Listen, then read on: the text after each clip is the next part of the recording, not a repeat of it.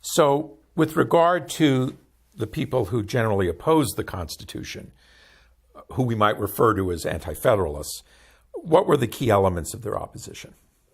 Anti-federalist was a really broad label.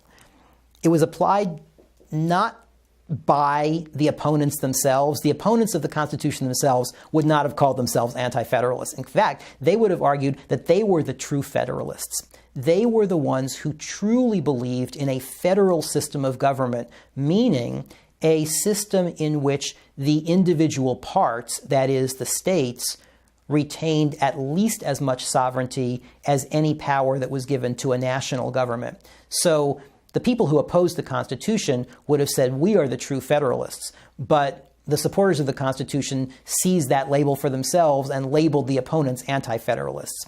Anti-federalist views were quite broad and diverse. Many of them clearly objected to a stronger national government.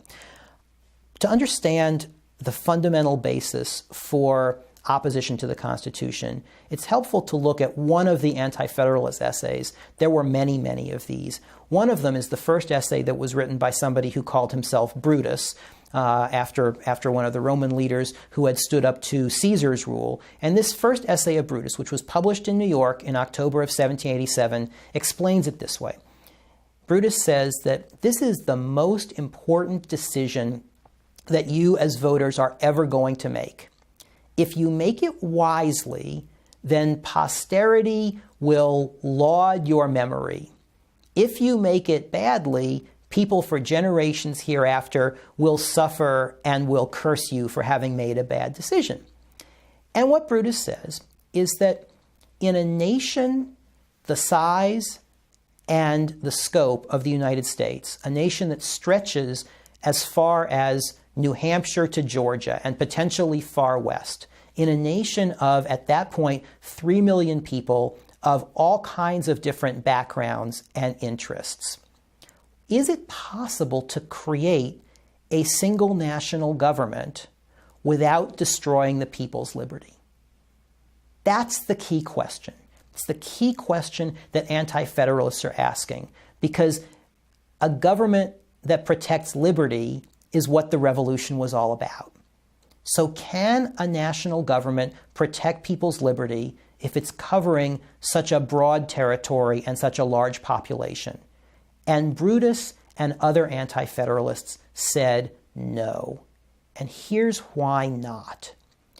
Because in a country that's any bigger than a tiny little town, you have to have representation. It's not going to be direct democracy.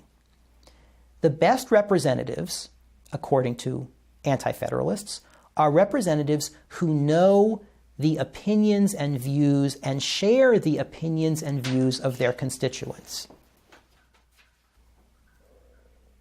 So the essential point for many, many opponents of the Constitution goes like this.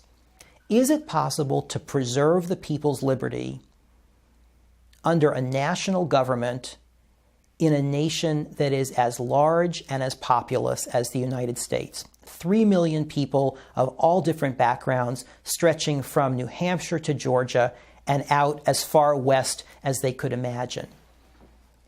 And to many opponents of the Constitution, the answer was no. Why not? Because you couldn't have a democracy. Democracy is only possible in tiny little societies where everybody can get together and vote. So you would, by definition, need some kind of representative government. Anti-federalists believed that the best representatives were ones who reflected and shared the mind and will of their constituents. Okay, you've got a nation of 3 million souls. How many representatives do you need in Congress to share the mind and will of 3 million souls?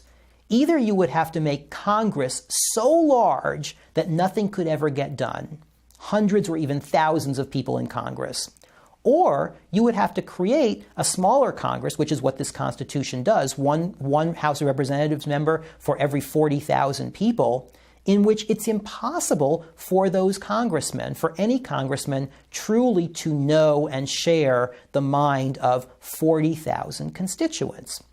And so, according to Brutus, when do people follow their government? When do people trust and believe in their government? They trust and believe in their government when they can know their representatives. Well, in a government like this, with such a broad territory, it's impossible for them to know their representatives, and therefore probably impossible for them to trust their representatives. So what makes people follow laws if they don't trust their representatives? Only force. Only having some kind of standing army ready to enforce the laws of the national government. And how do you maintain a national army? By collecting taxes. Well, if the national government is going to be collecting taxes to support the army to enforce the laws, state governments will have less and less opportunity to collect taxes themselves to support state and local laws. In other words, a national government will not simply be an arm of tyranny, it will also, by its very nature, undermine the lower levels of government by sucking out the money that might otherwise support those lower levels of government. So what Brutus sees, and what many anti-federalists see, is a national government that may have lots of checks and balances built into the Constitution, but that ultimately, whose trajectory will be to undermine state governments and will be to undermine the people's liberty, which is best represented by representatives who are close to the people. That's fundamentally the anti-federalist argument. They make it in lots of other ways. For example, they argue that the executive branch is too undefined. There are no real checks on the executive branch. That the judiciary, as spelled out in Article 3, is so vague that perhaps the national judiciary will ultimately undermine or take over state judges and state judiciaries. So they complain about many of the particular provisions in the Constitution, and many of those complaints go back to the underlying concern that it is impossible for a national government to protect people's liberties in a society, in a nation as big as this. Am I just wildly oversimplifying if I say Brutus just did not believe that a classical republic could be created in America? At least not in an America as large and diverse as this one. And Brutus had history on his side. No classical republic had ever survived over that broad a territory with that diverse a population. The idea of the classical republic, the idea of the polis, is an idea in which the people are relatively homogeneous, in which they share typically religious beliefs and economic systems and all kinds of other things that make them similar to one another. So classical republicanism seemed to apply to very different kinds of societies than the one that existed in the United States. It's fair to say that Brutus might also have made the same argument about the government of New York or the government of Pennsylvania. That is, by 1787, New York and Pennsylvania were far from homogeneous classical republics. So the same argument could be made about the state governments as the anti-federalists made about the national government. And in fact, some of the federalists, people like James Madison and Alexander Hamilton, made exactly that argument. If you really don't think we should have this national government and this Constitution, you really should think about breaking New York and Pennsylvania up into multiple states, because they can't be classical republics either.